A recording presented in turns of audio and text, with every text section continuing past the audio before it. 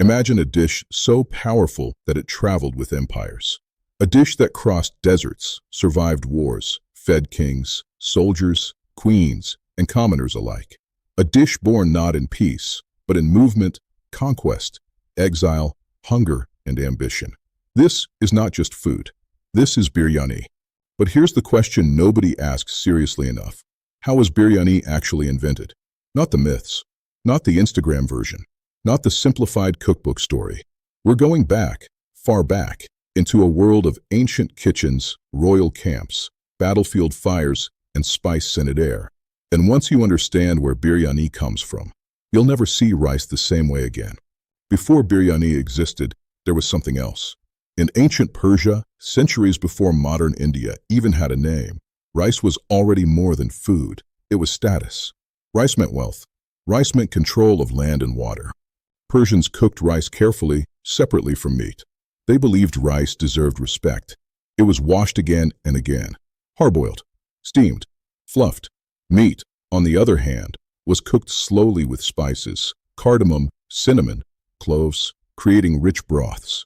At this stage, rice and meat were never truly united. They met on the plate, but not in the pot. This separation mattered, because biryani would later break this rule. The first real ancestor of biryani was pilaf, or paleo. Pilaf was revolutionary. Rice cooked directly in meat stock. Spices infused into every grain. This was efficient food, perfect for travelers, perfect for armies. And that detail, armies, is crucial, because biryani would never be invented in a peaceful palace kitchen. It would be born on the move.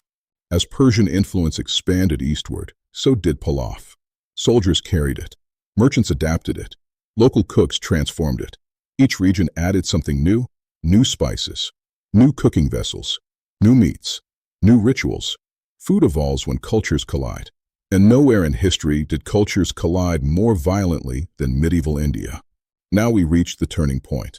The Mughals, Turco-Mongol rulers with Persian tastes, Central Asian habits, and Indian territory. They didn't just conquer land. They imported culture, Persian poets, Persian architects, Persian chefs. But India changed them. India had spices Persia had never dreamed of. Saffron, nutmeg, mace, chilies, ginger, garlic. The Mughal kitchen became a laboratory. And this is where biryani begins to take shape. Picture a Mughal military camp. Thousands of soldiers. Limited fuel. Limited time. Massive hunger. Cooks needed a dish that fed many. Used one pot. Preserved nutrition. Boosted morale. So they layered. Rice. Marinated meat. Fried onions. Spices. More rice. The pot was sealed. Dough around the lid. Slow fire below. This technique had a name. Dum. Steam became the cook. And something magical happened. The rice absorbed meat juices. The meat softened inside rice. Spices moved freely between layers. This was no longer pilaf. This was biryani. The word biryani likely comes from the Persian birinj, meaning rice. Others trace it to buryan, meaning to fry. Both make sense, because biryani is rice-centered, built on fried onions and meat. Language follows food, and this name followed conquest. There's a famous story. It says a Mughal queen invented biryani to feed weak soldiers. Is it true? Probably not exactly, but myths often hide truth. What's true is this. Biryani was designed for strength. High calories, balanced protein, spices that preserved food and improved digestion. It was military nutrition disguised as luxury. Once biryani entered India, it fractured into identities. Hyderabad added saffron and raw meat dum cooking. Lucknow refined it. Less spice, more aroma. Kolkata added potatoes, adapting to scarcity. The Deccan added heat. The South added herbs. But every version followed the same rule. Rice and meat must finish cooking together. That rule defines biryani. Break it, and you no longer have biryani. Biryani became political. Serving biryani meant wealth, control of spices, culinary authority. It was expensive. It was time-consuming. It was ceremonial. Kings showed power through food, and biryani became the ultimate display.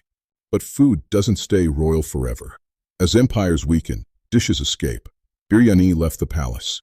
It fed laborers, travelers, workers, students. Same pot, same technique, different scale. Biryani became democratic. Empires fell. Borders changed. Languages disappeared. But biryani survived. Why? Because it adapts. You can change the meat, change the spice, change the fat, but the logic remains. Layer, seal, steam. That's not a recipe. That's a system. So how was biryani invented? Not by one person, not in one year, not in one place. It was forged by Persian rice wisdom, Central Asian mobility, Indian spices, Mughal ambition. Biryani is history you can eat. Every grain remembers conquest. Every aroma remembers migration. Every bite remembers fire. This is not just food.